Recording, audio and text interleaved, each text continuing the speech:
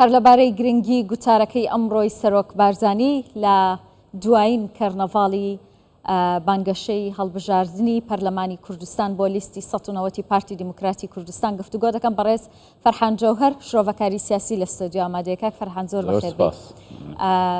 بینیتان سەرۆک بارزانی گوتارێکی پێشکەش کرد بۆ هەموو لایەنەکان و بۆ جەماوەری پارتی دیموکراتی کوردستان. چیتان دەخوێندەوە؟ بۆچی پارتی هێندە دەیویست ئەم ماوەی بانگەشەی هەڵبژاردن بە ئارامی بەڕێ بکرێت؟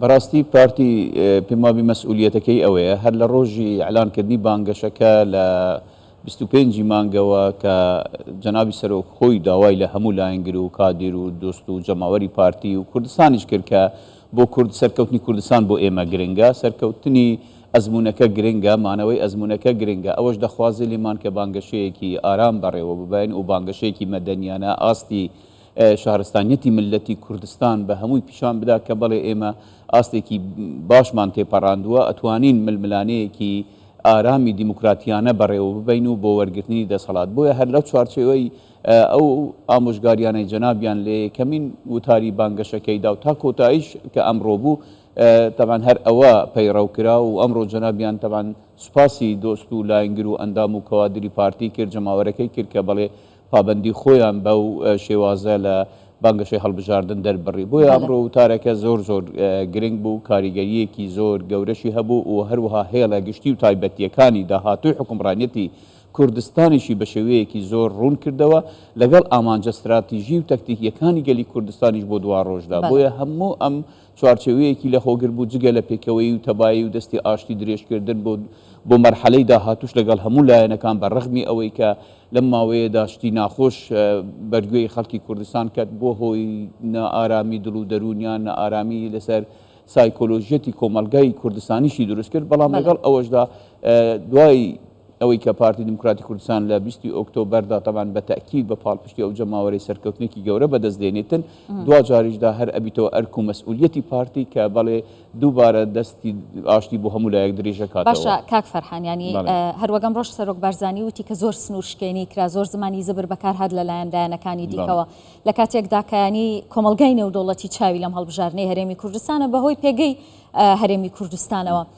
دەمەوێت بۆ ڕوئایەوە پێم بڵێ کە ئایا پارتی بە دیدگایەکی نەتەوەیی سیاست دەکات و نایەوێت تەنانەت لە کاتی بانگەشەی هەڵبژاردنیش خەڵک بێتە سەر هەرێمی کوردستان؟ بەڵێ بە تاکید ئەمە نیشانەی ئەوەیە کە پارتی ئەوەندەی خەمی ئەزمون و داهاتووی خەڵکی کوردستان و نەتەوەی کورد و کوردستانی دەوێتن ئەوەندە بەتەنگ دەستکەوتە حزبیەکانەوە نییە. هەر لە ڕابردووشدا خۆی هەوە زۆرترین جار گلەی کادرانی پارتی لە جەنابی سەرۆکیش ئەوە بووە کە بەڵێ قوربانی بە کۆمەڵێک دەستکەوتی حزبی پارتی داوە بۆ لایەنەکانی تر تەنها لە پێناوی تەبایی و لە پێناوی سەرکەوتنی گەلی کوردستان. بۆیە پارتی زۆر ڕازگۆیە لەگەڵ ئەو دروشمەی کە هەڵی گرتووە کە بەڵێ بەرگریکردنە لە مافەکانی نەتەوەی کوردستان بە هەموو پێکهاتەکانیشەوە کە لە کوردستان دەژین بە کوردستانیانیشەوە.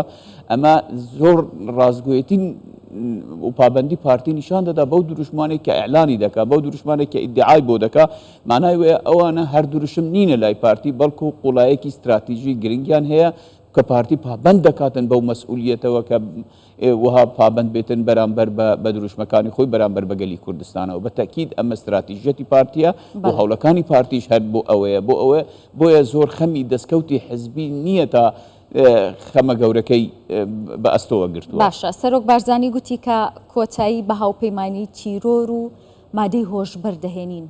ئەم مەترسیە چییە لەسەر هەرێمی کوردستان؟ مەترسی زۆر گەورە لەسەر هەرێمی کوردستان لە ماوەی ڕابردوو هەبوو، لە داهاتووشدا هەبێت. تیرۆر بەشێکی هەڕەشەیەکی زۆر دانەبراوە، هەڕەشەیەکی بەردەوامە لە ئێستا و لە داهاتووشدا کە چۆن لە ڕابردووش هەڕەشەیەکی گەورە بوو لەسەر کیانی وجودی گەلی کوردستان و ئەزمونونەکەی. بۆیە ئەم گرنگە ئێمە کە لە بواری ڕوبەڕووبوونەوەی تیرۆردا هیچ درێغی نەکەین و ئەبێ بەردەوام بین.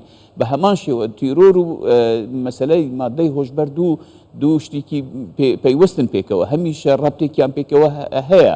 بۆیە ئەم ئامانجی پارتی ئەوەیە کە بەڵێ لەبارەی لێدان لە مەسەلەی مادە هۆشبەرەکان زۆر جددیە و هەروەها ڕوبەڕووبوونەوەش لەگەڵ هەڕەشەدا کە دیارە لە بەشێک لە کوردستاندا هاوکاری هەیە بۆ تیرۆر و هاوکاریش هەیە بۆ مەسەلە مادە هۆشبەرەکان بۆ هینانی بۆ بڵاوکردنەوەی بۆ پەرەپێدانی بۆ بازرگانی پێکردنی پارتی هەست بۆ هەڕەشانە دەکات کە لەسەر زۆر بە جددی وەرگتو هەستیشی بە هەڕەشە کردو مەترسیەکەش دیارە لە هەموو ئەو ڕۆژانەی کە ئەعلانیش دەکرێن دەبینێن کە لە ماوەی ڕابردوودا ئەو ڕێکخراوەکانی نەتەوەی گرتوان و ڕێکخراوە سربەخۆکانی نێودەوڵەتی کە مادەی هۆشبەر چه کاریگەریەکی لەسەر کۆمەلگەی عراقی بەگشتی و هەرێمی کوردستانیش کردووە و لە چ پارێزگایەکیشەوە داخلی کوردستان دەبێت و لە شوێنێکیشەوە بازرگانی پێدەکرێت و لە شوێنێکیشەوە ڕەواجی پێ بدرێت ئەمە دیارە ئەمە بە قسەی ئێمە نەوەک پارتی کە ئیدعای بکەن ئەمە لە سەرچاوە بێلایەنەکە نێودەوڵەتیەکانەوە دیارە کە بەڵێ لە سلێمانی سەرچاوەیەکی بۆتە گرنگی بڵاوکردنەوەی مادە هۆشبەر بۆ هەموو عێراق و بۆ ناوچەکەش بۆیە ئەبێ لە داهاتوودا حکوومەتی هەرێمی کوردستان لە داهاتوودا ینی دوای ئەم هەڵبژاردنە زۆر بەجددی ئەم مەترسیە ڕوبەڕووی ئەم مەترسیە بێتەوە. بەڕێز فەرحان جەوهەر شرۆڤەکاری سیاسی زۆر بەخێر بێت. ماندوو نەبن. دەستخۆش.